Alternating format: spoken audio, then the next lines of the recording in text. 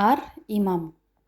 Жақсы ниет қана қарасаң, дұрысы оны іс қылуға жарасаң, дейді Жүсіп баласағұн.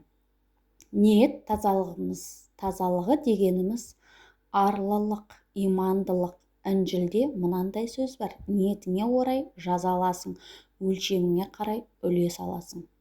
Есті адамдардың мынандай үш үлкен қасиеті болады. Біріншіден, жұртқа берген ақыл кеңесінің өзі орындайтын болады. Екіншісі, еш уақытта әділдікке қарсы шықпайды. Үшіншіден, төңірегіндегі жандардың қателіктеріне кешірімшіл келеді. Сол үшін қасиет те адамның ішінен шығатын ар имам үкімімен басталады. Сондықтан да әр адамның құдайы өзінің ары дегеніне мойынсынамыз. Адамға ащы татпай тәтті қайда, тер төгіп тапқан абзал адал пайда. Әркімді жаратпаған тәңір жайға, өлшемі адамшылық туралықта, деп Қожа Ахмет Яссауи ақылмен ертеде-ақ айтып кетіпті.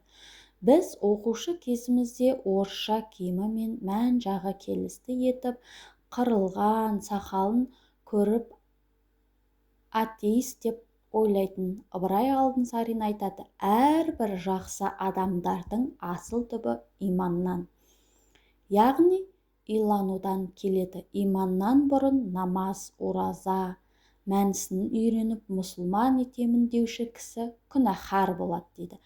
Ар мен ұятқа терістіктен сілкініп, ойын жайып ала алмаған кісі үнемі жаманшылыққа, мақтанға салынып, өз бойын өзі тексермей кеткен кісі тәуір жігіт түгілі әуелі адам ба өзі, дейді абай. Мейірімді болу үшін әдепті болу керек, әдепті болу үшін ақылды болу керек, ақылды болу үшін оқығанды тоқи білу керек. Адамды нысап, әділет, мейірім үшеуін қосып айтқанда мұсылманша ождан деген ұғым туады. Мұны орысша совет деп айтайды. Үш анықта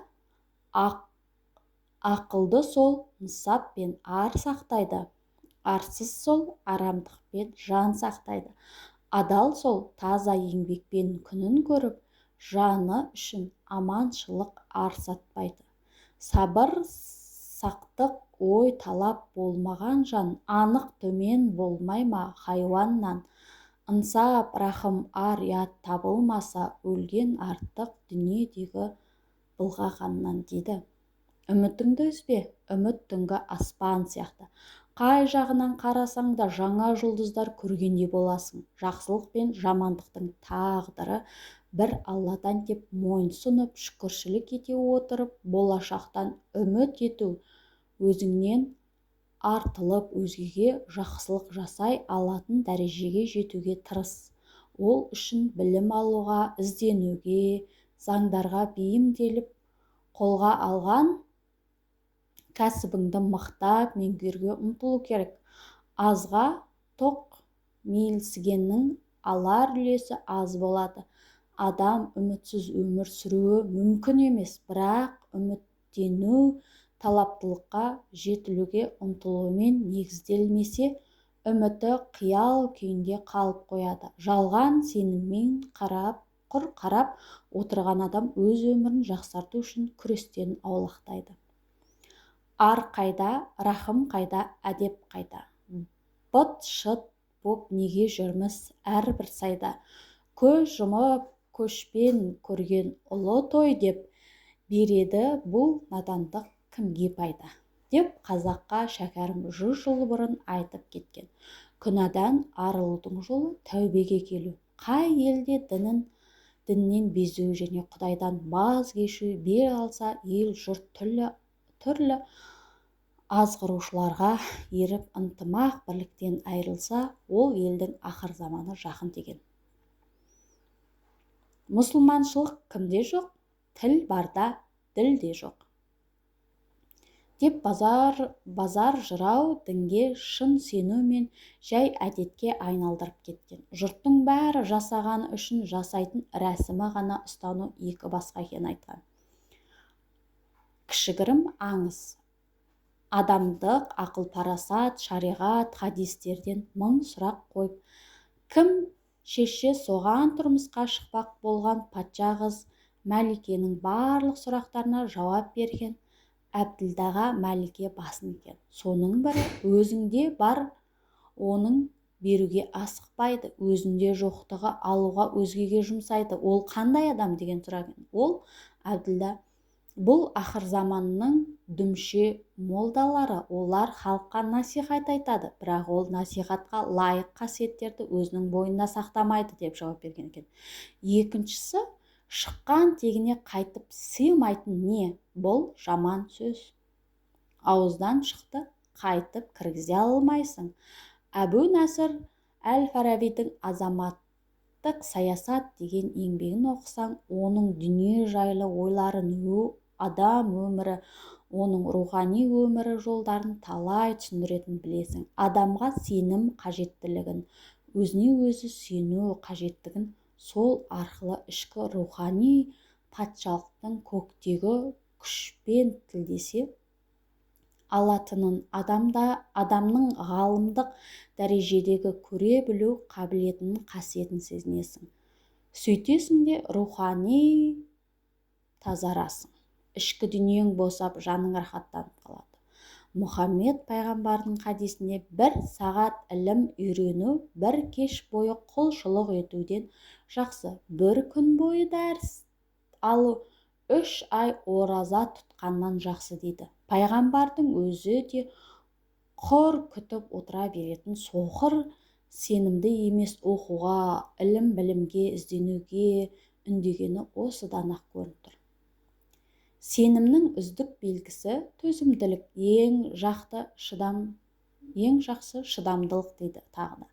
Жақсылық пен жамандықтың бәрі Құдайдан болса, мен іздегенмен, ұмтылғанмен не болар дейсің? Демей білімге, өнерге ұмтылу арқылы жетілу иманның басты қағидасы деп тану керек. Жеңіске өзінің ақтығына, адалдығына, сонымен бірге қабілеті мен жігер күшіне сенген адам ғана жетеді. Сондықтан адам иманға сенім келтіре отырып, өзінің танымдық қабілеттерін жетілдіріп отыру керек. Таным мен сенім кісінің қос қанаты дейтін ұлағатты сөздердің астары осы. Түгел алғың келсе, өмірдің ырысын, таза болсын сөзің, ойың мен жұмысың деп жырлайтын сенім ой тазалығы, сөз тазалығы жетелесе, ғылым, таным, оқу, іздену өзінің шыңдау арқылы жұмыс ілгері жүреді. Осылайша ілгері баса бергенде ғана өзгелерден қалмай өркениетке жетеміз. Сенім туралы бір мысал. Мәшһүр Жүсіпке бала көтермей жүрген бір әйел тұмар жазып беріңіз, септігі тиер ме екен деп өтініпті. Тұмарды алған соң 2 ұлды болған әйел оны қастерлеп сақтап. Қартайып өлерінде тұмарды балаларына тапсырып жатып, осы тұмарды алған соң олардың дүниеге келмегенін айтыпты. Бірнеше жылдан кейін 2 ұл тұмарды ашып оқыса, ондағы дұға араб қарпімен жазылған. Я Алла, мен мәшһүр Жүсіп етіп жаратқаның рас болса, осы әйелге бала бере көр деген сөз екен. Сенімнің күші осыны айтамыз. Қиянаты бардың иманы жоқ, депті Шәкәрім қажы. Қазақ тілінде таза адам деп үсті басын тазалығын ғана емес, ар-ұятын тазалығын айтады. Өмір ылғи жұпарлы жеміс гүл ме? Ой жырасы болады тегісінде, адал мөлдір қалпында қалу деген оңай емес құбылған жер үстінде. Арлы бол, жарлы болма. Малым жанымның садағасы, жаным арымның садағасы. Алдымен керегі ар, одан кейін керегі жан. Ал мал осылар үшін садаға, ол тек аштан өлмеу үшін керек деген. Демек, адамдықтың ең жоғары өлшемі ар, ол жан қиюға болар қасиет, өлімнен ұят күшті дегенде қазақ осы арды айтқан. Арыңа, атаңа, теңе лайықсыз нәрсе жасап, өмір сүргенше өлген артық дегені. Ауыр айтылған, бірақ әділ айтылған. Адамдықты ойласаң, мал мен бастан ар жақсы. Малының көптігін иманның жоғалтқан мақтан етеді. Жақсылыққа үлгі көрсетіп жетпесе, уағыз айтумен жету қиын. Ақтабан шұбырынды дәуіріндегі жоңғар шапқыншылығында 6 алашқа аты жайылған Танагөй әнет баба 90-нан асып 100-ге жақындаған шағы екен.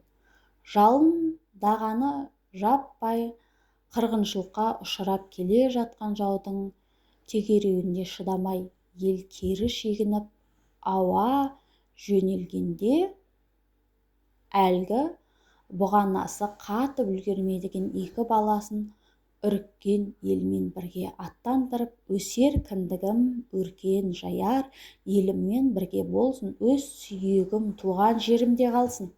Қайта олар кейінгі ұрпаққа тілеулес болып, ата мекенінде жатар, деп көшпенділерге ілеспей жұртта қалып қойған деседі. Үлгі деген осылай болар. Әйтеуір анадан тәуірмін ғой деме, жаманға салысып жақсы бола ма, жақсыға салысып жаман бола дағы, дейді Абай. Сәлеметсіздер ме? Мен есімім Әсия Ерболқызы. Менің каналыма тіркеліп, комментарий жазып, қолдап отырыңыздар.